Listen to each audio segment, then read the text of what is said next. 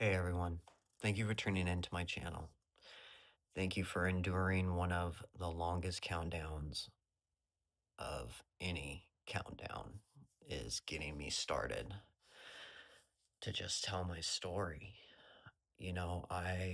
My message, I want for somebody to maybe hear my message and it will help someone else. So let's just get started.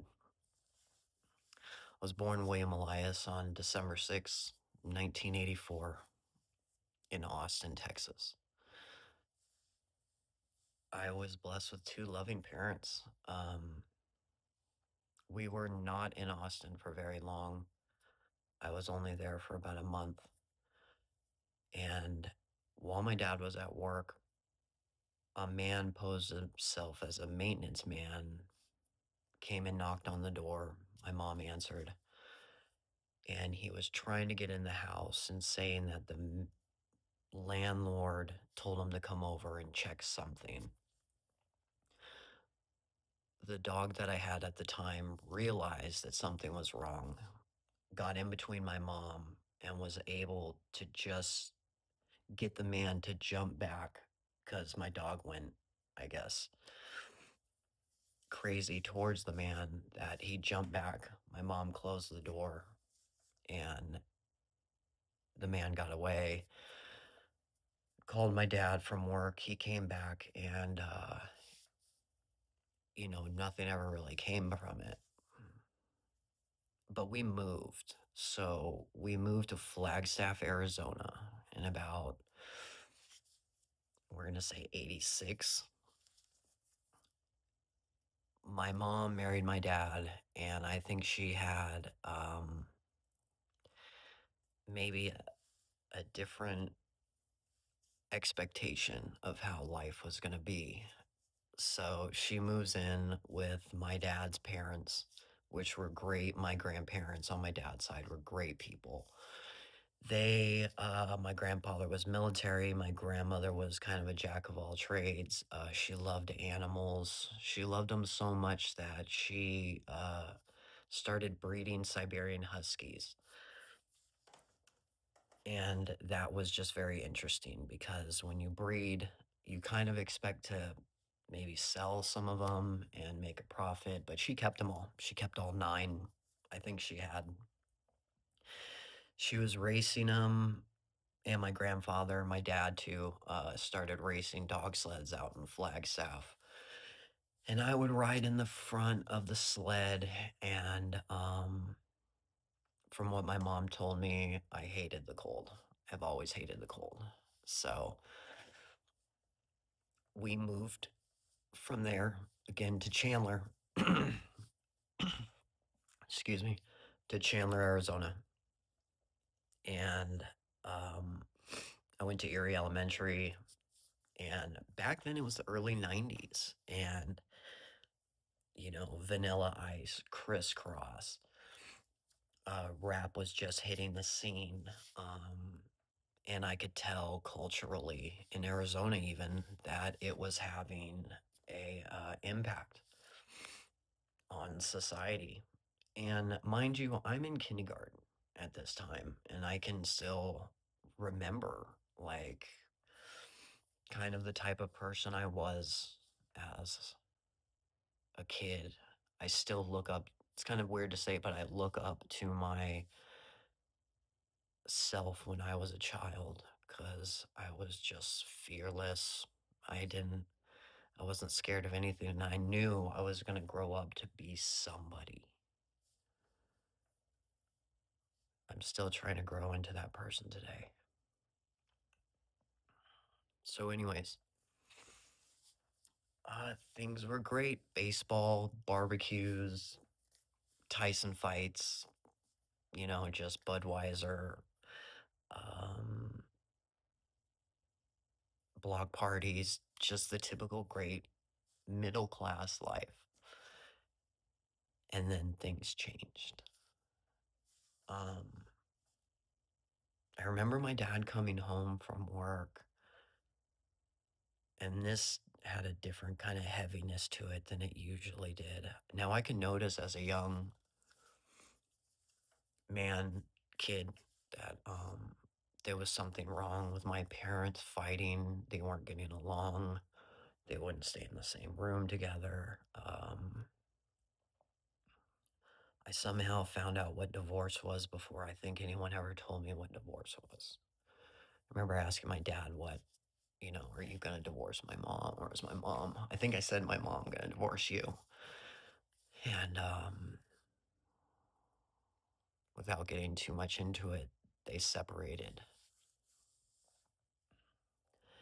The day they separated, there was a story I always tell. I was into baseball at that time. I played pitcher, I played catcher. I was always on the hot spots of any sports team. I always played the position that was the go-to position.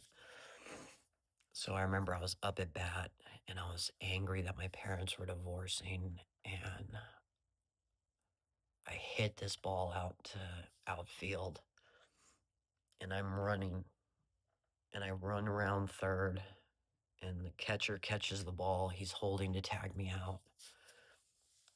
And I just ran into him and I just slammed into him. To the kid's credit, he actually held the ball and I was out, but I already scored the 2 winning runs, so we won the game. But my win was taken because I was so upset and angry. I decided to try to hurt somebody because I was feeling pain at that time. Now, mind you, I'm about 8 years old at this time, give or take. And I remember I came home and my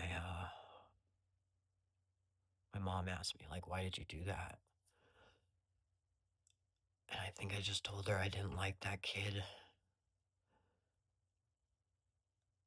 Shortly after that, my parents moved in with their parents. Um, and that was where I didn't understand the magnitude of losing your own room. See, I had my own room where I could go and just be myself and have my dogs there and my toys. And a room for a child is very important. And yeah, yeah, this was fourth grade. I didn't pay attention in school at that time. I didn't really see the need. Um, I always still played sports. I started getting into BMX bike riding. I really started getting into dirt biking and skating, and just always was out and about playing with the neighborhood kids and just doing what kind of kids do. My middle school was not the greatest. I went to a middle school, oddly enough, they put Sammy the Bull actually right down the street in his witness protection house, right down the street from my school of KMS. I remember they raided him on 8th grade summer. And I remember seeing all the feds and like going to school and seeing all like their jackets. They raided them. And I think shortly there was like some small lockdown at the school during that time. But it was a weird middle school because it was brand new. We were the first kids to go in and see this new structured school. But I lived on a border where we weren't poor by no means. We were just middle class. And these kids had money, like real money. Like they had horses in their backyards. I loved to spend the night at their house because it was just a different like type of vibe there. Their laundry smelled like really nice. Their houses, you could walk like all around in them. It was cool. But I didn't find my way until about seventh grade, it started kind of kicking it off for me. I fell into this kind of popular, knew everybody, but everybody didn't really know me type stance in school, I guess. I got in trouble a lot though. I always seem to have just been around the trouble though. I never was the one that was like, hey, I'm gonna go and bring this to school or um maybe outside of like a random fight, but usually I'm just defending myself a lot of the times. I had a pretty nice build, so that would either give me good attention or bad attention. All my life, I never felt that I was really ever out of shape until I was out of shape. But what really turned the tables for me is high school. High school was a different monster. Now by that time, my mom and I moved into an apartment, really nice apartment right by the school. And I had my own room. Started smoking a lot of weed at that time. Kind of felt like I found, I'm not going to call it a friend, but I'm going to say that it was a place where I could be in my head, that it wasn't so bad being alone. And I would ditch school and I would just give myself a good day by myself. I would go to this popular Mexican restaurant called Armado's, and I would get a bacon and egg and cheese burrito, and I would put my headphones on. I would smoke, and I would just have a good day, you know? Well, good days don't give you passing grades. Good days get you forgotten about a lot with the things you're supposed to be doing with your life. And I always had a plan. I always knew what I wanted to do. I wanted to go into the military. I wanted to give them my 20. And then I kind of wanted to be done working. I wanted to retire, and then I could just do whatever I wanted to do. 9/11 hit at that time, and it was a very odd time for the country, for me, for everyone.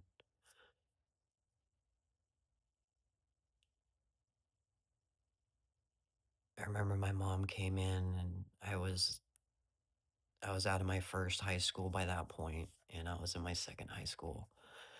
And I remember she came in and she was like, "Hey, something really serious happened. Some planes went into the building, and things are gonna be different." She knew. My mom always kind of has had a pulse or her thumb on the pulse of things. And yeah, I that was the first time I changed the path of my life. I was like, I'm gonna do this. I'm gonna go into the military. Well, at that time I was 16, so I had 2 years to go, and I started trying to get serious in school. By that point, I started to read more. I started going to school. Mind you, nothing really changed academically for me, but the desire was there. Um, I ended up leaving my second high school and going to an alternative online school where I graduated. I got my diploma and I was set out to try to get into the Army. It didn't happen, and it was one of the most biggest regrets. But looking back at it, I'm thankful, but I'm not, that I wasn't able to go. Why I wasn't able to go, honestly, it's a story in itself, but academically, I wasn't there. And I had so many legal issues already that my recruiter was doing backflips trying to get me in. So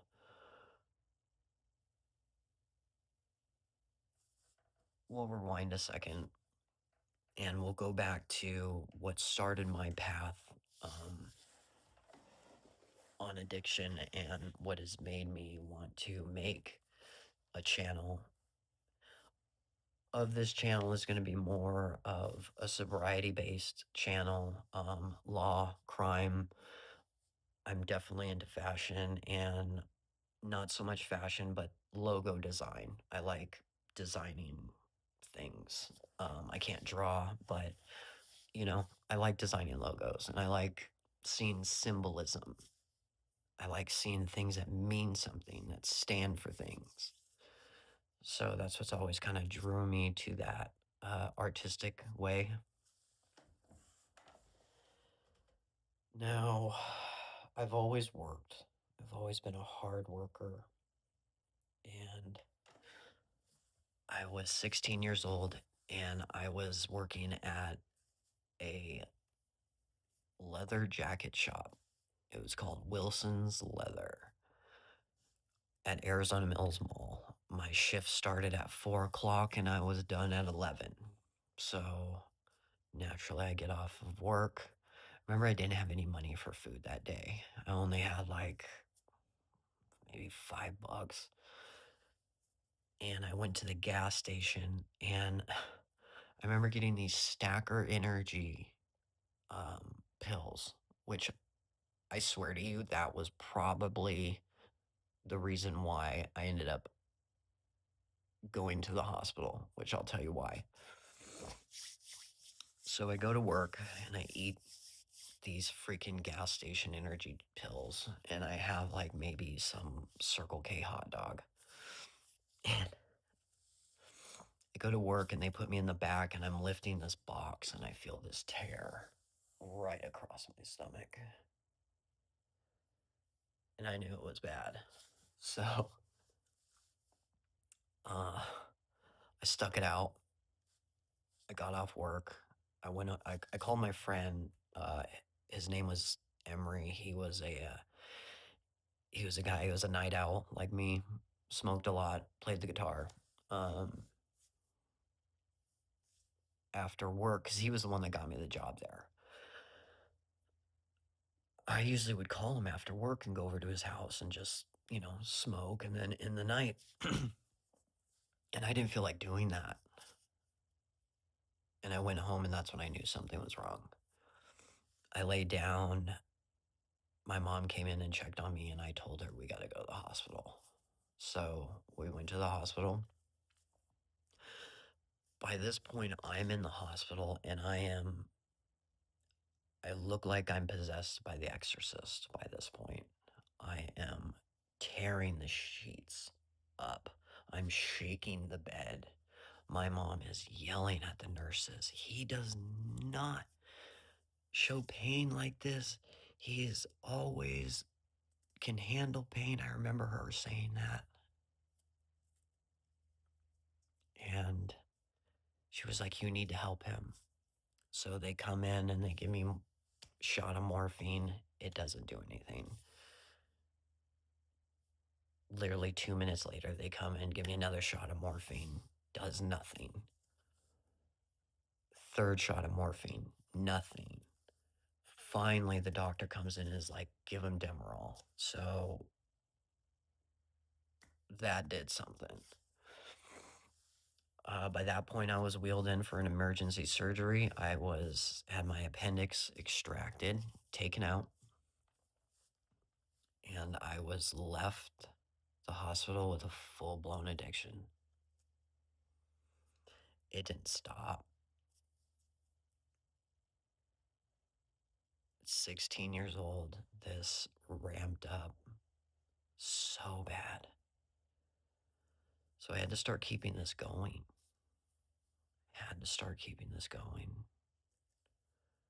This need to fulfill this need for opiates, what I meant.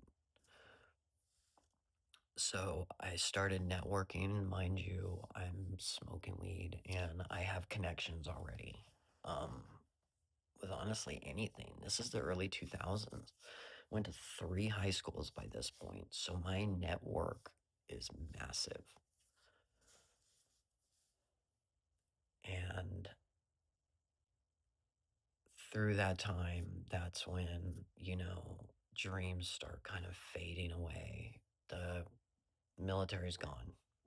I'm I'm not going in. That devastated me, and I spent probably from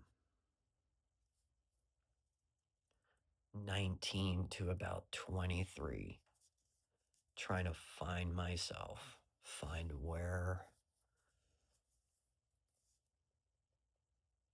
I'm gonna go, what I'm gonna do. My big master plan has now became no plan. I don't know what I'm gonna do.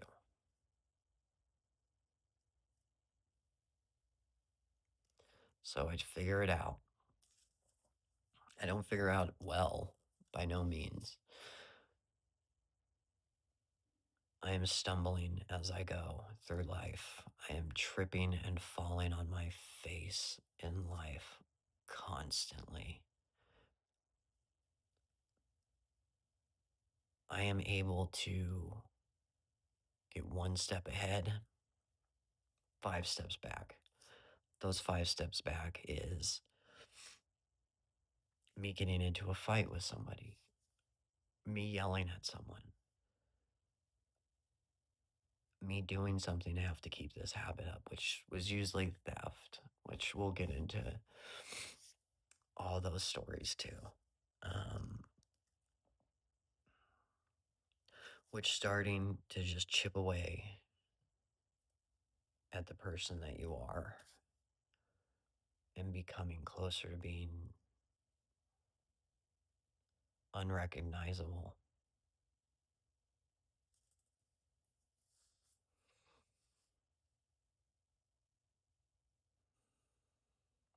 I hope this story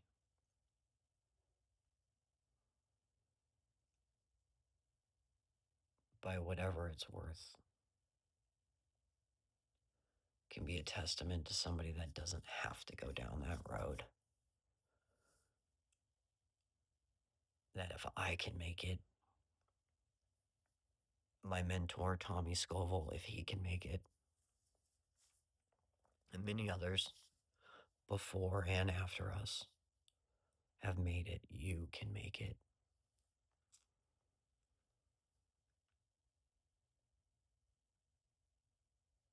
If you are out there struggling,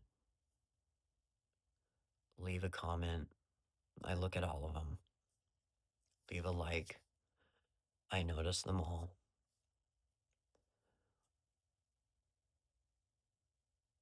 Let's get your path going better. If you are suffering, be here to help me on my road to wherever it's going to lead. I'm happy that you guys will be a witness to it. And let's see where this takes us.